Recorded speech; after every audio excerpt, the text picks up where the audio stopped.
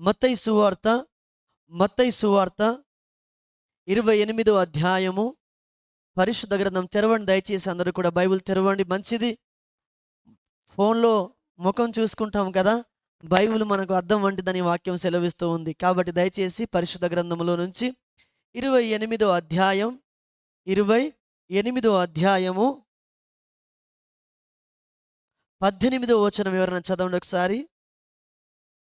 అయితే యేసు వారి యొద్దకు వచ్చి, పరలోకం మందును భూమి మీదను నాకు సర్వ అధికారం ఇవ్వబడి ఉన్నది. కాబట్టి మీరు వెళ్ళి సమస్త జనులను శిష్యులుగా చేయుడి. తండ్రి యొక్కయు కుమారుని యొక్కయు పరిశుద్ధాత్మ యొక్క నామములో వారికి బాప్తీసం ఇచ్చుచు. చిన్న ప్రార్థన చేద్దాం. మహోన్నతుడా, మహాగణుడా, పరిశుద్ధుడా, సర్వాధికారి అయిన మా తండ్రి, నీకు వందనాలు, స్తోత్రాలు. భూలోకములోను పరలోకములోను సమస్తం మీద అధికారం కలిగినటువంటి దేవుడు ప్రభువా, నిన్ను స్తుతిస్తున్నాం, ఘనపరుస్తూ ఉన్నాం. మా తండ్రి, అలాంటి సర్వ అధికారం కలిగిన దేవుడుగా మా జీవితంలో మీరు ఉన్నందుకే స్తోత్రాలయ్యా. నువ్వు గొప్ప దేవుడవు అయ్యా, మా కోసం ప్రాణం పెట్టి తిరిగి లేచిన దేవుడు ప్రభువా, నీకు వందనాలు, స్తోత్రాలు. ఇంతవరకు తోడుగున్నావు అయ్యా. ముందున్న సమయం మీ చేతిలో పెడుతున్నాను అయ్యా. వాక్యాన్ని వివరించడానికి శక్తి, సామర్థ్యత, జ్ఞానము నాకు లేదు నాయన. మీరే చేయి పట్టుకొని నడిపించండి, ప్రతి ఆటంకాలు తొలగించండి అయ్యా. ఇదిగో బిడ్డలు ప్రభువా, నీ వాక్యాన్ని విని వాక్యానుసారమైన జీవితం ప్రతి ఒక్కరికి దయచేయమని యేసు నామములో ప్రార్థిస్తున్నాము తండ్రి, ఆమేన్. హల్లెలూయా. అందరం చెప్దాం హల్లెలూయా, హల్లెలూయా. యేసయ్య చాలా మంది ఏమనుకుంటారంటే, యేసు ప్రభుల వారు కుమారుడు, యేసు ప్రభుల వారు ఇదిగో చాలామంది ఇలాగే ఆయనకు ఎలాంటి అధికారము లేదు. చాలాసార్లు ప్రార్థన చేస్తూ ఉంటాడు, తండ్రికే ప్రార్థన చేస్తుంటాడు. కుమారునికి ఏం అధికారం ఉంది? కుమారునికి ఏ అధికారం లేదు. ఒకవేళ అధికారం ఉంటే కుమారుడు తండ్రికి ఎందుకు ప్రార్థన చేస్తాడని చాలామంది తర్క వితర్కాలు చాలామంది హిందూ సహోదరులు, ముస్లిం సహోదరులు ఇలాగ చెప్పుతూ ఉంటారు. కుమారుడే దేవుడైతే, కుమారుడే సర్వ అధికారం కలిగిన వాడైతే తండ్రికి ఎందుకు ప్రార్థన చేస్తున్నాడు? అయితే ఈరోజు క్రీస్తుకు ఎలాంటి అధికారం ఉందో పరిశుద్ధ గ్రంథములో, క్రీస్తుకు ఎలాంటి అధికారం కలిగిన దేవుడు, ఆయన ఎలాంటి సర్వశక్తి కలిగిన దేవుడో ఈరోజు మనం బైబిల్లో నుంచి కొన్ని మాటలు తెలుసుకుందాం. చాలాసార్లు మనకు అర్థం కాని విషయం ఏంటంటే, ఆయన ప్రవక్తలలో ఒకడు కాదు, ఆయన రాజులలో ఒకడు కాదు. మీకు అర్థమవుతుంది ఈ మాట? ఆయన అందరిలో ఒకడు కాదు, 10లో ఒకడు, అంతకన్నా కాదు. 10లో ఒకడు, అంతకన్నా కాదు. ఆయన ప్రత్యేకమైన వాడు, అందరిలో ఒకటి వాడు ఆయన కాదు. ఎందుకు చెప్పగలం? వాక్యం మనకు ఏమేం నేర్పిస్తూ ఉందంటే, మొట్టమొదటిగా మనం చదువుకున్న మాట ఏమిటంటే, యేసు ప్రభుల వారు ఎలాంటి వాడంట? సర్వ అధికారం కలిగినటువంటి దేవుడు. హల్లెలూయా. ఎలాంటి దేవుడు? సర్వ అధికారం కలిగినటువంటి దేవుడు. సరే, యేసయ్యకు వేటి మీద అధికారం ఉంది? యేసయ్య భూలోకంలో ఉన్నప్పుడు వేటి మీద పరిశుద్ధ గ్రంథములో ఆయనకి ఎలాంటి అధికారం కలిగి ఉన్నాడో కొన్ని మాటలు మనం పరిశుద్ధ గ్రంథంలో నుంచి చూద్దాం. మొట్టమొదటగా మనం ఈరోజు గుర్తుంచుకోవాల్సిన విషయం ఏంటంటే, యేసయ్య ఎలాంటి వాడంటే సర్వ అధికారం కలిగినటువంటి వాడు. సర్వం అంటే కొంచెం కొంచెమా? ఒకదాని మీద ఉండి ఇంకో దాని మీద లేనట్ట కాదు. సర్వం అంటే అన్నిటి మీద అధికారం కలిగిన వాడు యేసయ్య. హల్లెలూయా. అయితే బిడ్డలారా, మత్తయి సువార్త తీయండి. మత్తయి సువార్త 8వ అధ్యాయము పరిశుద్ధ గ్రంథములో, మత్తయి సువార్త 8వ అధ్యాయం 26వ మాట చదవండి ఒకసారి. మత్తయి సువార్త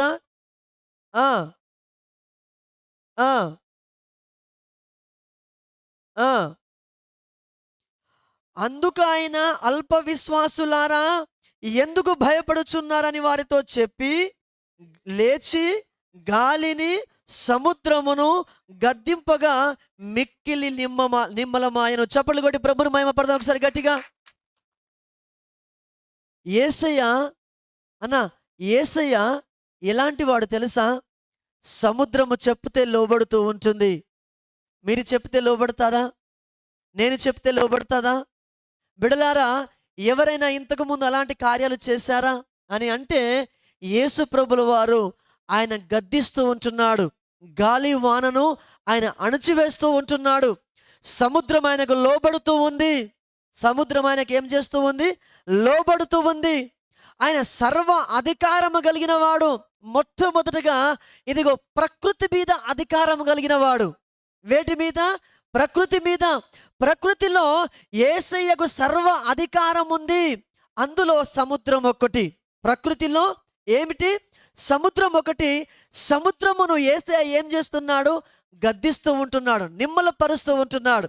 ఎప్పుడైతే యేసయ్య వచ్చి ఇదిగో ఆ గాలిని, ఆ తుఫాను గద్దించాడో వెంటనే అవన్నీ కూడా నిమ్మలమైపోయి ఆయనకు లోబడినట్టుగా చూస్తూ ఉంటున్నాం. అప్పటి వరకు శిష్యులందరూ భయపడుతూ ఉంటున్నారు, బిక్కుబిక్కున భయపడుతూ ఉంటున్నారు. చచ్చిపోతామేమో, మునిగిపోతామేమో, పడవల నుంచి పడిపోతామేమో అని వారు భయపడుతూ ఉంటే యేసయ్య వచ్చి అంటున్న మాట ఏమిటంటే, ఓడ దగ్గరికి వచ్చి ఆ గాలిని, ఆ తుఫాన్ను గద్దించి నిమ్మలపరిచాడని రాయబడుతూ ఉంది. దయచేసి ఈరోజు లైవ్లో కానీ చర్చిలో కానీ వాక్యం వింటున్న సహోదరి సహోదరుడా, నీ జీవితం సముద్రంలో ఓ పడవ ప్రయాణం లాగా ఉందేమో, అలలు చాలా వీస్తున్నాయేమో, నీ జీవితం ఎటు వెళ్ళిపోతుందో అర్థం కాని పరిస్థితుల్లో ఉందేమో. ప్రభు నీ దగ్గరికి వస్తే, ప్రభు నీ దగ్గరికి వస్తే నీ మీద వచ్చే తుఫాను ఆగిపోతుంది. హల్లెలూయా. నిన్ను ముంచాలని చూస్తున్న ఆ జలములో దేవునికి లోబడుతూ ఉన్నాయి. నీ సమస్యకు పరిష్కారం ఎక్కడ ఉంది? నీ ఓడ సాపిగా సాగాలంటే సర్వ అధికారం కలిగినటువంటి దేవుడికి మీరు అధికారం ఇస్తే మీ పడవ ప్రయాణం క్షేమంగా ఇంటికి చేరుతూ ఉంది. హల్లెలూయా. ఆత్మీయ ప్రయాణంలో కూడా ఎక్కడ రాలిపోతామో, ఎక్కడ ఓడిపోతామో, ఎక్కడ పడిపోతామో, ఏ రోజు కనుగొరగమైపోతామో ఎవరికి తెలియదు. అలాంటిది దేవుడు చెప్పే మాట ఏమిటంటే, నీ ప్రయాణం సాపిగా సాగాలి అంటే, నీ ఓడ ప్రయాణం, సముద్రం అనగా లోకము దేవుని బిడ్డలారా, సముద్రం అనగా లోకము. లోకము ఆశలు, లోకము శ్రమలు నేను అణచివేస్తున్నప్పుడు, నేను బాధపరుస్తున్నప్పుడు, నేను గాయపరుస్తున్నప్పుడు నువ్వు ఎప్పుడైతే యేసయ్యను ఆశ్రయిస్తావో, ఎప్పుడైతే యేసయ్యను పిలుస్తావో, యేసయ్య ఎలాంటి వాడంటే ఇదిగో సముద్రమును, గాలిని, సమస్తమును అణచివేయగలిగిన దేవుడు. హల్లెలూయా. నీ సమస్య ఒక లెక్కన దేవుడికి, నీ బాధ ఒక లెక్కన దేవుడికి, నీ నొప్పి, నీ పెయిన్, నీ అనారోగ్యం, నీ అప్పు సమస్య, నీ కుటుంబ సమస్య సముద్రమునే అణచగలిగినటువంటి దేవుడు, తుఫాన్నే గద్దించగలిగినటువంటి దేవుడికి నీ సమస్య ఒక లెక్కన. ఆవగింజ ఎంత ఉంటుంది? చిన్నగా ఉంటుంది కదా, అంతకంటే కూడా చిన్నది నీ సమస్య. చాలాసార్లు సమస్య పెద్దగా ఎందుకు కనబడుతుంది అంటే, సమస్య కంటే గొప్పవాడైన దేవుని వైపు చూడము. ఎటువైపు చూస్తాం? సమస్య వైపే చూస్తూ ఉంటాం. సమస్య వైపు చూసినప్పుడు ఏది సాధ్యము కాదో. ఎప్పుడైతే వాళ్ళు సముద్రం వైపు చూస్తున్నారో, గాలి వైపు చూస్తున్నారో భయపడుతూ ఉన్నారు. ఎప్పుడైతే యేసు వైపు చూశారో అన్నా, ఎప్పుడైతే యేసు వైపు చూశారో ఏమన్నారో తెలుసా? యేసయ్య నేను కూడా నీళ్ళ మీద నడుస్తా అన్నారు. చప్పట్లు కొట్టి ప్రభువుని మహిమపరుద్దాం. యేసు వైపు చూడనంత వరకు భయపడ్డారు. యేసు వైపు చూడనంత వరకు మునిగిపోతామేమో అనుకున్నారు. కానీ ఎప్పుడైతే యేసయ్య వైపు చూశారో, ఎప్పుడైతే ఇదిగో యేసును వాళ్ళు విన్నారో, ఆశ్రయించారో బిడ్డలారా, ఏ యేసయ్య అయితే గద్దించాడో అదే నీళ్ళ మీద నడవడానికి పేతురుకు శక్తినిచ్చాడు. హల్లెలూయా. నీ సమస్యకు పైన నడిచే అధికారం దేవుడు నీకు ఇవ్వబోతున్నాడు. ఎప్పుడో తెలుసా? నువ్వు దేవుని వైపు చూసినప్పుడు. ఎప్పుడో తెలుసా? నువ్వు ఆయన నామాన్ని ఆశ్రయించినప్పుడు. సర్వశక్తి కలిగిన దేవుణ్ణి ఎప్పుడైతే నువ్వు స్థానం ఇస్తున్నావో అప్పుడు నీ జీవితంలో తుఫాను ఆగిపోతుంది, గాలి ఆగిపోతుంది, సమస్యలు వెళ్ళిపోతూ ఉంటాయి. ఎర్ర సముద్రము లాంటి సమస్యలు ముందుకు వచ్చిన దేవుడు వాడిని రెండు పాయలు చేయబోతున్నాడు. చప్పట్లు కొట్టి ప్రభువుని మహిమపడదాం గట్టిగా. రైట్ బిడ్డలారా, యేసయ్య ఎలాంటి వాడంటే సర్వ అధికారం కలిగినటువంటి దేవుడు. మొట్టమొదటగా యేసయ్య సముద్రం మీద అనగా ప్రకృతి మీద ఆయన అధికారం కలిగిన వాడు. ఇంకో మాట ఏమిటంటే మీ యజమానులకు మీరు లోబడతారా లేదా?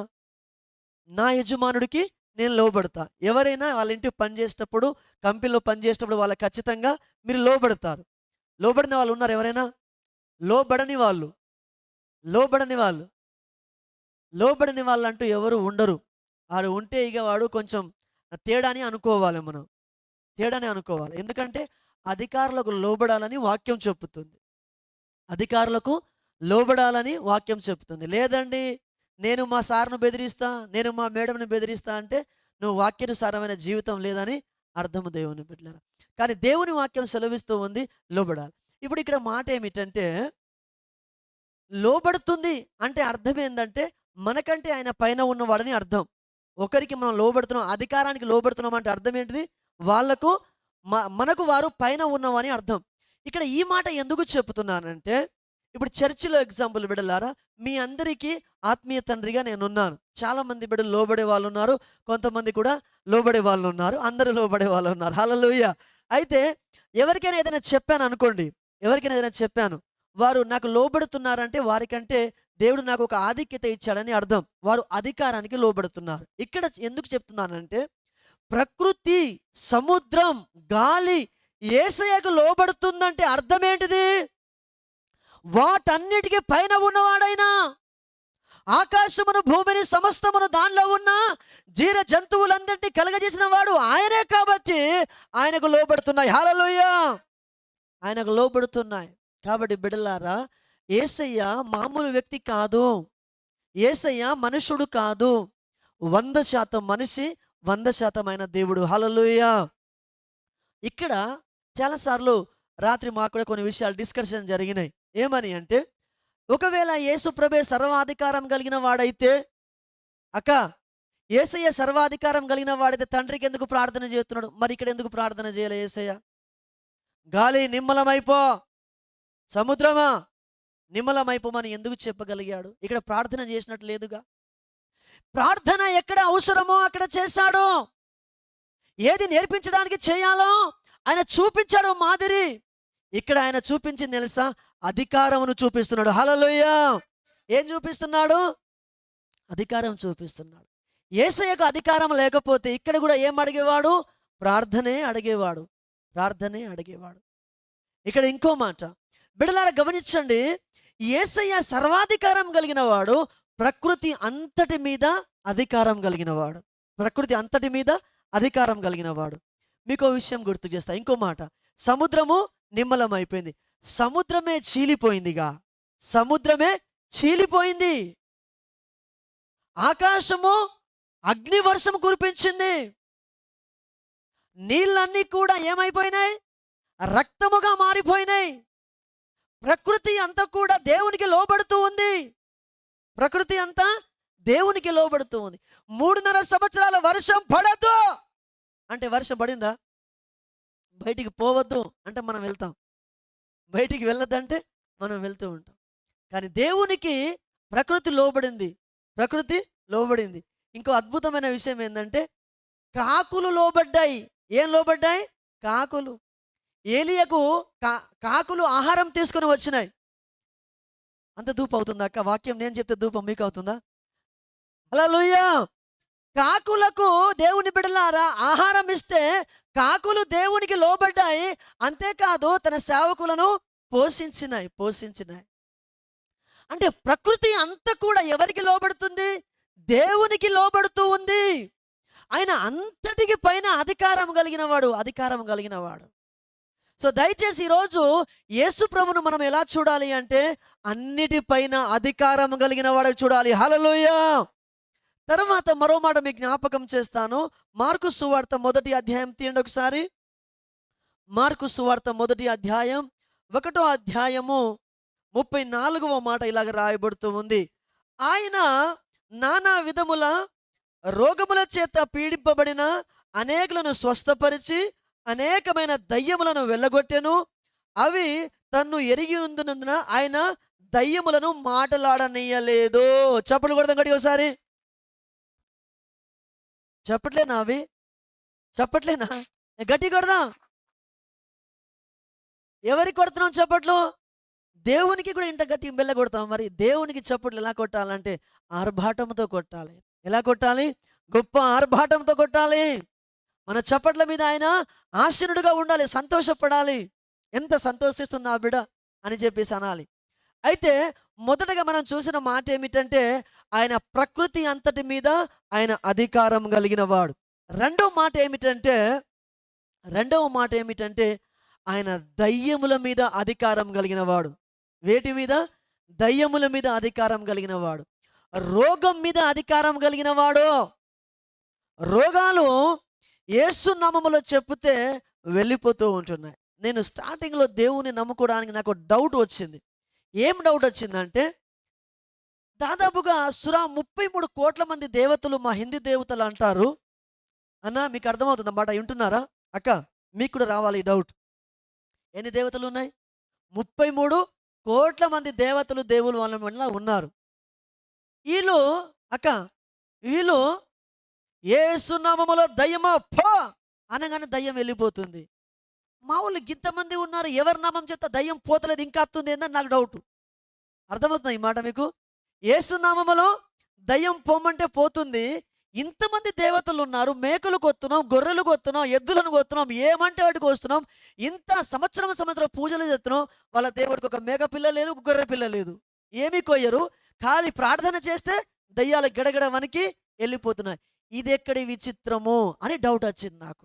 డౌట్ వచ్చి ఏం జరిగిందంటే, ఈ దేవుడిలో మా దేవుడి కంటే ఏదో ఒక శక్తి ఉంది అని డౌట్ వచ్చింది నాకు. అప్పుడు నేను అన్యున్నే, నేను దేవుడిని నమ్ముకోలేదు, కానీ నా డౌట్. అందుకే నాకు సమస్య వచ్చినప్పుడు మా దేవి దేవతలకు ప్రార్థన చేసేవాడిని కాదు. ఎవరికి ప్రార్థన చేసేవాడిని? యేసు ప్రభువుకి మాత్రమే ప్రార్థన చేసేవాడిని. హల్లెలూయా. అయితే నాకు ఈ మాట నాకెలా తెలుసు అంటే, మా ఊరిలో పాస్టర్ గారు ఎవరికి దయ్యం పట్టినా ఎవరిని పిలుచుకురావాలి? పాస్టర్ని పిలుచుకురావాలి. పాస్టర్ని పిలుచుకొచ్చి ప్రార్థన చేస్తే దయ్యము వెళ్ళిపోతుంది. అప్పుడు నాకు అర్థమైంది ఏంటంటే, ఇంతమంది పూజారులు ఉన్నారు, ఇంతమంది పండితులు ఉన్నారు, వీరందరికీ కంటే ఈ దేవుడిలో ఏముంది, యేసు ప్రభులో ఇంత శక్తి ఏముంది అని నాకు డౌట్ వచ్చి అప్పుడు నేను వెతకడం ప్రారంభించాను. అప్పుడు నేను తెలుసుకోవడం ప్రారంభించాను. ఎప్పుడైతే దేవుని బిడ్డలారా, నాకు ఒకరోజు బలహీనత వచ్చేసింది. నాకు ఒకరోజు బలహీనత వచ్చింది. ఆ బలహీనత ఎలాంటిదంటే బిడ్డలారా, ఫిట్స్ రావడం జరిగింది. ఉదయం 5 గంటల నుంచి దాదాపుగా రాత్రి 8 గంటల వరకు కంప్లీట్ కోమలో వెళ్ళిపోయినా. 5 సార్లు ఫిట్స్ వచ్చింది. ఇంకా మనిషిని ఉన్నాను అనే జ్ఞాపకం కూడా లేదు. కంప్లీట్ ఆ కోమలో వెళ్ళిపోయా. ఆ దినమంతా కూడా హాస్పిటల్లో ఉంచారు, ఇంటికి తీసుకుని వచ్చారు. అందులోనే ఏం చేశారంటే చేతబడి చేసేసారు. చేతబడి ఏం చేశారంటే, ఫిట్స్ రాదు కానీ వచ్చినట్టు ఫీల్ అయ్యేవాడిని. ఫిట్స్ రాదు, వచ్చింది వచ్చింది వచ్చింది అనేవాడిని. మా అమ్మ, మా అత్త, మా భార్య అందరూ కూడా చేతులు ఇలా ఇలా రాస్తూ, దేవుని బిడ్డలారా చాలా టెన్షన్ పడేవాడిని. ఇంటిలో నిద్ర వచ్చేది కాదు. 1 గంటలకు 2 గంటలకు లేచేవాడిని, అందరిని భయపెట్టించేవాడిని. అట్లా 3 నెలలు బాధపడ్డాను. ఇంకా నాకు ఈ జీవితం వద్దు, చనిపోవాలి, నేను ఇంకా మంచిది కాదు. కొత్తగా వివాహం అయింది, నా భార్య వలన ఇలా జరిగిందని మా అమ్మ నాన్నలు అంటున్నారు, ఇలాంటి అల్లుడు దొరికాడని వాళ్ళు బాధపడుతూ ఉన్నారు. సో ఏం చేయాలో అర్థం కాని పరిస్థితి. అలాంటి టైంలో దేవుని బిడ్డలారా, మాకు తెలిసిన ఓ మంచి మంత్రాలు చేసే వ్యక్తిని తీసుకొచ్చారు. రాత్రంతా వాగులో తీసుకుపోయాడు. ఓ నెల్లని కోడిని కోసాడు, మొత్తం రక్తం పూడ్చాడు, కొరడాలతో కొట్టుడు, అన్ని దద్దులు వచ్చేసినాయి. కానీ నాలో ఉన్న భయము పోతలేదు. ఇంకా భయం ఎక్కువైపోయింది నాలో, ఇంకా భయం ఎక్కువైపోయింది. నేను ఇంటికి వచ్చాడు, ఏం కాదు ఇప్పుడు అట్లనే ఉంటుంది, రేపు పోతుంది అని చెప్పిండు. అది రేపు పోతలేదు, ఎల్లుండి పోతలేదు. అప్పుడు ఏం చేయాలో అర్థం కాలేదు దేవుని బిడ్డలారా. అప్పుడు చాలా బాధపడుతున్నాను. నా భార్య మంచి ప్రార్థన పరురాలు దేవుని బిడ్డలారా, మంచి ప్రార్థన చేసేది. మా అక్క వాళ్ళు కూడా ప్రార్థన చేసేవాళ్ళు. అయితే వారు చెప్పారు, మనం మందిరానికి వెళ్తే బాగుంటుంది. నాకేంటిదంటే, ఇది అమెరికా మతం, ఇది వేరే దేశ మతం, మా దేశం మతం కాదు ఇది, మేము ఎందుకు వెళ్ళాలి ఇందులో, మా దేవి దేవతలు చాలా ఉన్నాయి, మళ్ళీ అందులో వెళ్తే తాగరాదు, సిగరెట్ తాగరాదు, బీరు తాగరాదు, అవన్నీ అలవాటు నాకు ఉండే అన్నమాట. తాగరాదు, ఆయన మళ్ళీ దేవుని వదిలేస్తే ఆ దేవుని నమ్ముకుంటే ఇవన్నీ వదిలేయాలి, అది మంచిది కాదని చెప్పేసి చాలా దూరంగా ఉన్నాను. కానీ నేను ఎంత దూరంగా ఉండాలనుకున్నానో దేవుడు అంత దగ్గరికి వచ్చాడు. హల్లెలూయా. ఆయన తప్ప వేరే ఆధారం లేదు. ఓ రోజు చర్చికి వెళ్ళాల్సిన అవసరం వచ్చింది. వెళ్ళి అక్కడ ప్రార్థన చేస్తూ ఉంటే చాలామంది దయ్యాలు పట్టిన వాళ్ళు ఉన్నారు. వాళ్ళ కోసం ప్రార్థనలు చేస్తున్నారు సేవకులు. ప్రార్థనలు చేస్తూ ఉంటే దయ్యాలన్నీ పారిపోతూ ఉంటున్నాయి. ఒక అక్క అయితే కిటికీలోకి వెళ్ళి దుంకి వెళ్ళిపోతుంది. నాకు భయం ఉందని ఇక్కడికి వస్తే ఇక్కడ ఇంకా దయ్యాలు ఉన్నాయని అనుకున్నాను. అంటే వాళ్ళు అప్పుడప్పుడే ప్రార్థనలో వస్తున్నారు, బయటపడుతూ ఉంటున్నాయి దయ్యాలు. ప్రార్థన చేస్తుంటే స్వస్థత పొందుతూ ఉంటున్నారు. ఆ సమయంలో చాలా కన్నీళ్లు కార్చాను. వాళ్ళని చూసినప్పుడు నాకు హోప్ కలిగింది, ధైర్యం కలిగింది. వీళ్ళు ప్రార్థన చేస్తే మేలు పొందుకుంటున్నారు, వారి పాపాలు ఒప్పుకుంటున్నారు. అప్పుడు నేను అనుకున్నా, నా పాపాలు ఒప్పుకోవాలి. నాలో పశ్చాత్తాపం కలుగుతూ ఉంది. కన్నీళ్లు కారవాలని ఉంది, కానీ కన్నీళ్ళు రావట్లేదు. మోకాళ్ళ కింద అన్ని రాళ్ళు పెట్టుకొని ప్రార్థన చేస్తూ ఉంటున్నాను, అయినా నాకు ఏడుపు రావట్లేదు. ముక్కు రాసుకుంటున్నాను, తోలు ఊసిపోయింది, అయినా నాకు ఏడుపు రావట్లేదు. నేను పాపాలు ఒప్పుకోవాలి, నేను క్షమించబడాలి, నా దేవుడు నన్ను బాగు చేస్తాడు, నా కళ్ళ ఎదుట ఎంతోమంది బాగుపడిపోతున్నారని నాలో చాలా వేదన కలుగుతుంది, కానీ కన్నీళ్ళు రావట్లేదు. ఆ రోజు చాలా అదే ప్రయత్నం ఉన్న చర్చి బాగా పెద్దగా ఉంది. అక్కడి నుంచి ఇక్కడ దాకా మోకాళ్ళ మీద వెళ్తున్నా, సాష్టాంగ నమస్కారం చేస్తున్నా, ప్రార్థన చేయాలి, ఏడవాలి ఏడవాలని చాలా తపన కలుగుతుంది, కానీ నాలో ఏడుపు రావట్లేదు. అయితే ఒక రాత్రి దేవుని బిడ్డలారా, దేవుడు నా తపన చూశాడు, నా వేదన చూశాడు.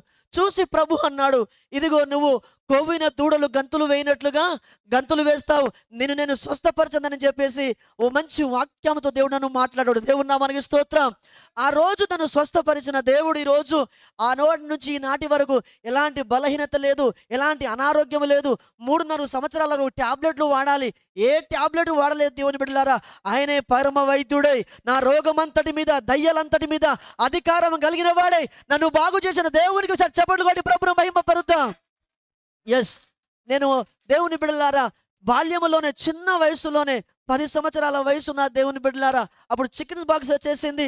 నేను చచ్చిపోతానేమో, ఆ టైంలో కూడా అలాగే జరిగింది. ఇంటి దగ్గర ఎవ్వరూ లేరు, అందరూ పొలంలోకి వెళ్ళిపోయారు. నాకంతా నోరు ఎండుకోపోతుంది, శ్వాస బయటికి రావట్లేదు. పిలుద్దామంటే పైన ఏదో వచ్చి ఎక్కినట్టుగా ఉంది, అసలు మాటలు అస్సలు బయటికి రావట్లేదు. అప్పుడు నేను ఏడుస్తున్నాను, కానీ అసలు శబ్దమే బయటికి రావట్లేదు. ఇంకా చచ్చిపోతున్నానేమో అనుకున్నాను దేవుని బిడ్డలారా.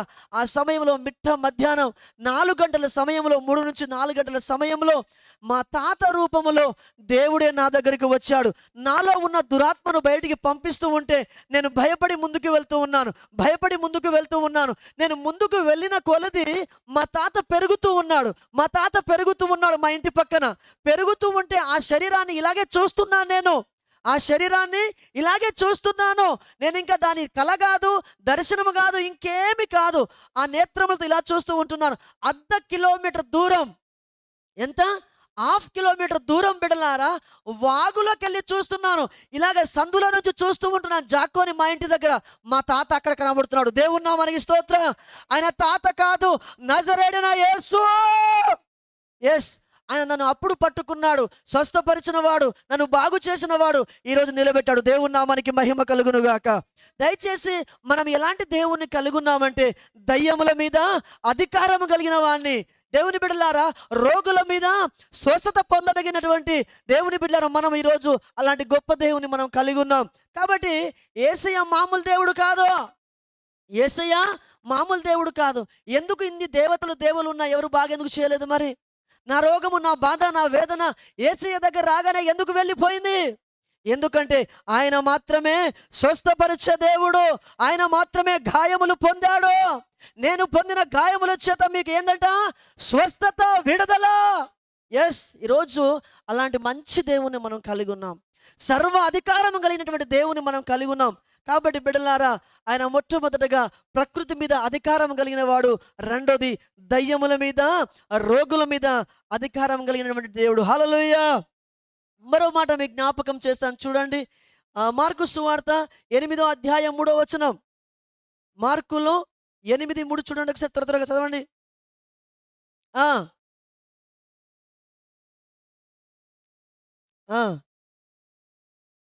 ఒక్క నిమిషము. మత్తయిలో 8:3 చూడండి. మత్తయిలో 8:3.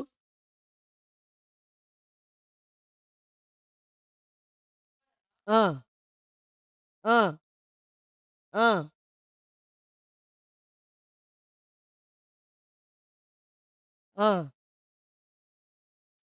ఆ కుష్ఠరోగము శుద్ధి ఆయను. నాకిష్టమే, నువ్వేం కమ్మన్నాడు దేవుడు? శుద్ధికా అన్నాడు. ఒకసారి చూడండి అందరూ, ఇది చూడండి ఒకసారి. యేసు ప్రభుల వారు కుష్ఠరోగి దగ్గరికి వచ్చి, కుష్ఠరోగిని ఎవరు ముట్టుకోవట్లేదు, ఊరి బయట ఉన్నాడు. యేసు ప్రభుల వారికి కుష్ఠరోగి మీద దయా కనికరం పుట్టింది. యేసు ఆ కుష్ఠరోగితో అంటున్నాడు, ఆ వ్యక్తి అంటున్నాడు, అయ్యా నీకు ఇష్టమైతే నన్ను శుద్ధునిగా చేయి, నన్ను బాగు చేయి, నన్ను కడుగు, నీ ద్వారా తప్ప నాకు విమోచన లేదని నాకు అర్థమైపోయింది. వీళ్ళెవరు నన్ను ముట్టుకోరు. నువ్వు అనేకులను స్వస్థపరుస్తున్నావని, అనేకులను బాగుపరుస్తున్నావని, దయ్యములను వెళ్ళగొడుతున్నావని నేను విన్నానయ్యా. అయితే నా కుష్టు కూడా నీ ద్వారా పోతుంది. అయితే నీకు ఇష్టమైతే నన్ను బాగు చేయని అడిగాడు. అక్క, నీకు ఇష్టమైతే నన్ను బాగు చేయమని అడిగాడు. అడిగిన వెంటనే ప్రభు ఏమన్నాడు? నాకిష్టమే, నువ్వు శుద్ధుడు కా అన్నాడు. ఇప్పుడు చూడండి, శుద్ధుడు కా అన్నాడు అంటే పాపిని పవిత్రపరిచే అధికారం, శుద్ధిపరిచే అధికారం ఎవరికి ఉంది? మనుషులకు లేదు. సర్వాధికారి అయిన దేవునికి మాత్రమే ఉంది. హల్లెలూయా! సర్వాధికారి అయిన దేవునికి మాత్రమే ఉంది. కాబట్టి దయచేసి యేసయ్య ఇదిగో పాపిని పవిత్రపరిచే గొప్ప దేవుడు, పరిశుద్ధపరిచే దేవుడు. ఇదే మార్కు సువార్తలో 2:10 ఒక చక్కటి మాట మీకు చూపిస్తాను, చూడండి ఒకసారి.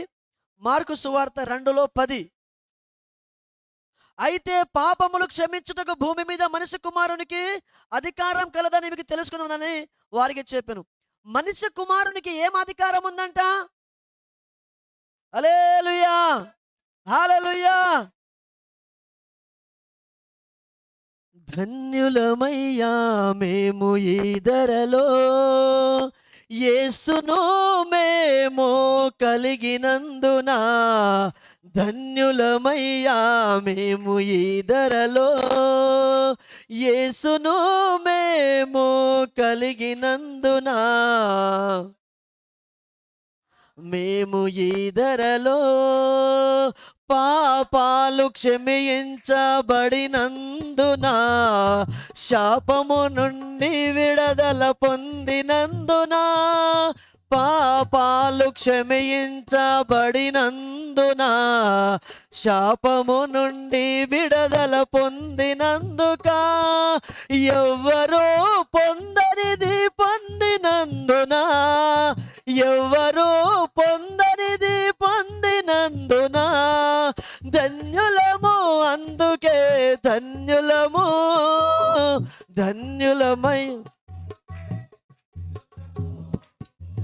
ధన్యులమయ్యా మేము ఈ ధరలో, యేసును మేము కలిగినందున. ఈ ధరలో హల్లెలూయా. ఎందుకు ధన్యులము తెలుసా? ఎందుకు ధన్యులము?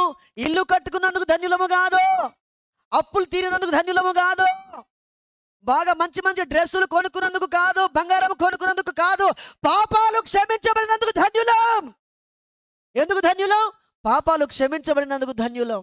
ఎస్, క్రైస్తవ జీవితం అనేది ఆస్తి కాదు, అందము కాదు.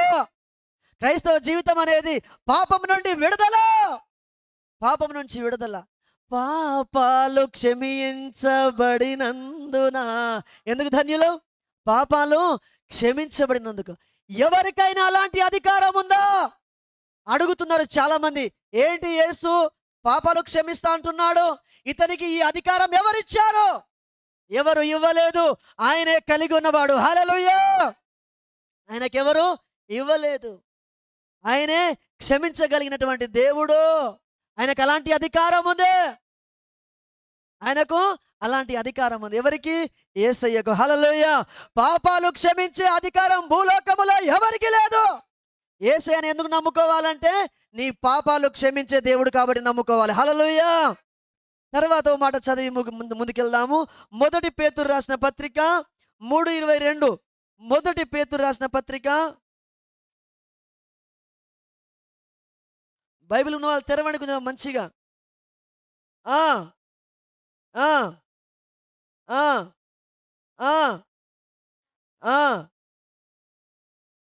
రైట్. ఆయన ఎలాంటి అధికారం ఉన్నదంటే పరలోకములో అధికారం ఉంది. పరలోకంలో ఎవరి మీద అధికారం ఉంది? దూతల మీద అధికారం ఉంది, శక్తుల మీద అధికారం ఉంది. సర్వ అధికారం కలిగినటువంటి దేవుడు ఆయన. దూతలకు పైన అధికారం ఎవరికైనా ఉంటుందా? దేవునికి మాత్రమే ఉంటుంది. యేసు ప్రభు దేవుడని ఎలా చెప్పగలవు బ్రదర్ అంటే ఆయన అందరికంటే పైన ఉన్నవాడు, సర్వాధికారం కలిగిన వాడు. హల్లెలూయా. యోహాను సువార్త 10వ అధ్యాయము 18వ వచనం. యోహాను సువార్త 10:18 చక్కటి మాట ఉంది చూడండి అక్కడ. యోహాను సువార్త 10:18 18వ మాట, ఎవడును నా ప్రాణము తీసుకొనడు, నా అంతటా నేనే దాన్ని పెట్టుచున్నాను, దాని పెట్టుటకు నాకు అధికారము కలదు, దాన్ని తిరిగి తీసుకొనుటకు నాకు అధికారం కలదు, నా తండ్రి వలన ఈ ఆజ్ఞ పొంది తిని. చప్పట్లు కొడదాం గట్టి ఒకసారి, కొంచెం గట్టి కొట్టండమ్మా, గట్టిగా. ఈ అధికారం యేసయ్యకు లేకపోతే నువ్వు లేపబడవు. ఈ అధికారం నీ ప్రభువుకు లేకపోతే నువ్వు విడుదల పొందవు. ఈ అధికారం భూమి మీద ఎవరికి లేదు. ఎవరన్నా చెప్పారా మరణం మీద నాకు అధికారం ఉందని చెప్పారా? ఇప్పుడు నేను చచ్చిపోతా అంటాను, నేను చచ్చిపోతానా? నేను చచ్చిపోలేను. నేను తిరిగి చచ్చిపోయినా తిరిగి లేతా అంటాను, నేను లేస్తానా? నా వల్ల కాదు. భూప్రపంచంలో నో ఎనీబడి, ఎవరి వల్ల కాదు. ఎవరి వల్ల అవుతుంది? సర్వాధికారం కలిగినటువంటి దేవునితో మాత్రమే అయింది. అందుకు ప్రభు అంటున్నాడు ఏమని? ప్రాణం పెట్టుటకు నాకు అధికారం. 33.5 సంవత్సరంలో చచ్చిపోవాలని ఎవరైనా అనుకుంటారా ఆ వయసులో? ఇంకో అద్భుతమైన మాట ఏం తెలుసా? అక్క మీరు వింటున్నారా? అద్దాలు పెట్టుకుంటారా? హల్లెలూయా, వింటున్నారా? అయితే ఇంకో అద్భుతమైన మాట ఏమిటంటే ఆయన ప్రాణం పెడుతున్నానని ప్రాణం పెట్టిన తర్వాత చెప్పలే. కొన్ని రోజుల ముందే, కొన్ని నెలల ముందే నా ప్రాణము నేను పెడుతూ ఉన్నాను. కాపరి ప్రాణం పెట్టబోతున్నాడు, గొర్రెలు చెదిరిపోబోతున్నాయి అని ప్రభు ముందే చెప్పాడు. మీరు చెప్తారా రేపు నేను చచ్చిపోతున్నా అని? చెప్తారా? అసలు చచ్చిపోవడం ఇష్టం ఉంటే కదా మనకి. చచ్చిపోవడం ఎవరికి ఇష్టం లేదు. 99 సంవత్సరాలైనా 100 సంవత్సరం ఉంటే బాగుంటే సెంచరీ అయిపోతుంది అని ఆశపడే రకం మనది. బెడ్ మీద ఉన్నా, మంచం మీద ఉన్నా, అందరినీ చూసుకుంటున్నా, ఇదే చాలు, అందరినీ చూసుకుంటున్నా, ఇంకొన్నాళ్ళు బతుకుతా అనే కాలం మనది. బిడలారా, దయచేసి ఈరోజు ఈ మాటలు వింటున్న నా ఆత్మీయ కుటుంబమా, అలాంటి అధికారం ఎవరికి లేదో. ఒక మాట చూడండి, చాలామంది దేవతలు ఉన్నారు, దేవిలు ఉన్నారు, చాలామంది ఉన్నారు. వాళ్ళు అనబడిన వాళ్ళు ఉన్నారు, ఎవరు లేరు. వాస్తవానికి ఉన్నవాడు ఒకడే, కానీ అనబడిన వాళ్ళు చాలామంది ఉన్నారు. వారెవరైనా ఈ మాట చెప్పగలిగారా? నేను చనిపోతున్నా, 3 రోజుల్లో తిరిగి లేస్తా. నేను చనిపోతున్నా, 3 రోజుల్లో తిరిగి లేస్తా. ఎవరైనా వచ్చారు అట్లా? అన్న తిరిగి వచ్చినట్టు వచ్చారా ఎవరైనా? కొంతమంది అటే వెళ్ళిపోతారు. తిరిగి వచ్చినట్టు వచ్చానా? ఎవరు రాలే. ఎవరు వచ్చారు? యేసు ప్రభుల వారు మాత్రమే వచ్చారు. ఇంకో అద్భుతమైన మాట అని చెప్పాలా? ఇంకో అద్భుతమైన మాట ఏమిటంటే ఆయన మళ్ళీ రాబోతున్నాడు. ఎవరి కోసము? నమ్మిన వాడి కోసం రాబోతున్నాడు. నమ్మితే ఎత్తబడతావు, నమ్మితే పరలోకములో ఉంటావు, నమ్మకపోతే మరణం ఖచ్చితంగా ఉంటుంది. ఎక్కడ ఉంటావు? నిత్య నరకాగ్ని గుండములో ఉంటాం. నమ్మిన వారికి పరలోక రాజ్యం, నమ్మని వారికి నరకము సిద్ధము. వస్తానన్న యేసురాజు రాకమానునా, తెస్తానన్న బహుమానం. వస్తానన్న యేసురాజు, తెస్తానన్న బహుమానం తేకమానునా. రారాజు వస్తున్నాడు, జనులారా రాజ్యం తెస్తున్నాడు. త్వరపడి వేగమే రండి ప్రియులారా, ప్రభును చేరగరండి. మనమందరం ఎక్కడికి వచ్చినాం? యేసును చేరడానికి వచ్చినాం. ఇక్కడ ఎవరున్నారు? ఆయన ఉన్నాడని నమ్మకంతో వచ్చినాం. దేవుని మందిరములో ఎవరుంటారు? ప్రభే ఉంటాడు. కాబట్టి ఆయన రాబోతున్నాడు. వస్తుందని చెప్పిన వాడు ఖచ్చితంగా వస్తాడు. ఆయన మాట తప్పుటకు నరుడు కాదు అంటే అర్థమేంటి? నరుడులు మాట తప్పుతారు. నరులు ఏం చేస్తారు? మాట తప్పుతారు. దేవుడు మాట తప్పనివాడు, ఆయన మాట నెరవేర్చేవాడు. అక్క ఖచ్చితంగా రాబోతున్నాడు. అక్క లేపండి అక్క, యేసయ్య వస్తున్నాడు, లేపు, యేసయ్య వస్తున్నాడు, వస్తారా పరలోకం. నిద్రపోతే రాత్రి ఇవే మాటలు మేము నేర్చుకున్నాం. మెలకువ ఉండి జాగ్రత్త పడాలి. ఏంటిది? జాగ్రత్త. ఏ విషయంలో జాగ్రత్త? మెలకువ. సాతానుడు అనేకమైన విచారం, ఐహిక విచారం, సమస్యలు, శోధనలు, అన్ని విషయాలు మన మైండ్లో పెట్టి దేవుని వాక్యాన్ని వినకుండా చేస్తాడు, సత్య మార్గంలో వెళ్ళకుండా చేస్తాడు. జాగ్రత్త, మెలకుగా ఉండాలని వాక్యం సెలవిస్తూ ఉంటుంది. రాత్రి 8 జాగ్రత్తలు నేర్చుకున్నాం మేము. వినుట విషయంలో జాగ్రత్త, ప్రార్థించుట విషయంలో జాగ్రత్త, పరిశుద్ధత విషయంలో జాగ్రత్త. మోసపూరితమైన ఇదిగో పరిచయాలు సద్దుకేయుల మధ్యలో పులిసిన పిండిని గురించి జాగ్రత్త, మనుషుల గురించి జాగ్రత్త, తిండి గురించి జాగ్రత్త. ఏం తింటున్నావో చూసుకోవాలంట. బాగా తిండిపోతులై తినొద్దు అని రాయబడుతూ ఉంటుంది. జాగ్రత్త. ఎందుకు జాగ్రత్త బిడ్డ? మస్కట్కి వెళ్తున్నావు జాగ్రత్త అని అంటారా అన్నారా? వీళ్ళు జాగ్రత్త పడుతూ ఉంటారు ముందే. హల్లెలూయా. వీళ్ళు జాగ్రత్తగా వెళ్ళిపోతున్నారు. హల్లెలూయా. బిడ్డలారా జాగ్రత్త. దేని విషయంలో జాగ్రత్త? భక్తి విషయంలో జాగ్రత్త. నీకు జాగ్రత్త లేకపోతే నీ దేవుని మందిరానికి వచ్చినప్పుడు నీ ప్రవర్తన ఎలా ఉండాలంట?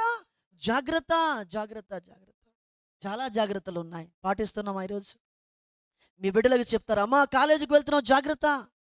కుమారునికి చెప్తావు, నానా జాగ్రత్త. దేవుడు నీకు చెప్తున్నాడు ఈరోజు జాగ్రత్త. మస్కట్లో ఒంటరిగా ఉన్నావు జాగ్రత్త బిడ్డ. నీ స్నేహం ఎలాంటిది? నీ మాటలు ఎక్కడ మాట్లాడుతున్నావు? నీ సహోదరులు ఎవరు? నీ సహోదరులు ఎవరు? ఎటు వెళ్తున్నావు? నీ ప్రయాణం ఎటు? జాగ్రత్త అని ప్రభు చెబుతూ ఉన్నాడు. సో దయచేసి ఈరోజు అనేకమైన విషయాలు ఉన్నాయి. చివరి మాట చెప్పి ముగించేస్తాను. ఎక్కడున్నాం మనం?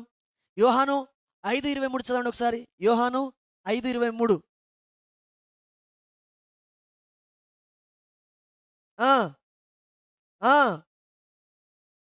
తండ్రిని ఘనపరచునట్లుగా అందరూ నీ కుమారుణ్ణి ఘనపరచు వలనని తీర్పు తీర్చుటకు సర్వ అధికారము కుమారునికి అప్పగించి ఉన్నాడు. కుమారుని ఘనపరిచిన వాడు ఆయన పంపిన తండ్రిని ఘనపరుస్తూ ఉన్నాడు. హల్లెలూయా. చప్పట్లు కొడదాం. హల్లెలూయా, హల్లెలూయా, హల్లెలూయా. అన్నలారా అక్కలారా వినండి. సర్వ అధికారం ఎవరికి ఇవ్వబడిందట? కుమారునికి ఇవ్వబడింది. తండ్రిని ఘనపరిచేవాడు ఎవరిని ఘనపరచాలి? కుమారుణ్ణి కూడా ఘనపరచాలి. కుమారుణ్ణి ఘనపరిచిన వాడు తండ్రిని ఘనపరిచినట్లే. కుమారుని ఘనపరిచిన వాడు తండ్రిని ఘనపరిచినట్టే. సర్వ అధికారం ఎవరికి ఇవ్వబడింది? యేసయ్యకే ఇవ్వబడింది.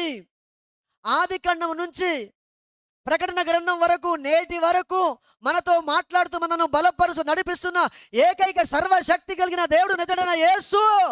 ఆయన తప్ప ఇంకెవరు లేరు. పరిశుద్ధాత్ముడు తన కార్యం చేస్తూ ఉంటున్నాడు. ప్రత్యక్షమైంది అనేక నామములతో మనకు పరిచయమైంది ఎవరో కాదు, నజరేయుడైన యేసు మాత్రమే. కాబట్టి దయచేసి ఈరోజు మనం ఎలాంటి దేవుని కలిగి ఉన్నామంటే సర్వ శక్తి కలిగిన దేవుని కలిగి ఉన్నాం. చప్పట్లు కొట్టి ప్రభువుని మహిమపరుద్దాం. చిన్న ప్రార్థన చేసుకుందాం. దేవుడి మాటలు దీవించును గాక. కళ్ళు మూసుకుందాం అందరం కూడా. దయచేసి దిక్కులు చూడొద్దు, అటు ఇటు వెళ్ళొద్దు. చిన్న ప్రార్థన. తండ్రి, నువ్వు నాతో మాట్లాడినందుకు స్తోత్రాలు. అందరం దయచేసి బిడ్డలు అందరూ కూడా ప్రార్థన చేద్దాం. హల్లెలూయా, హల్లెలూయా, హల్లెలూయా.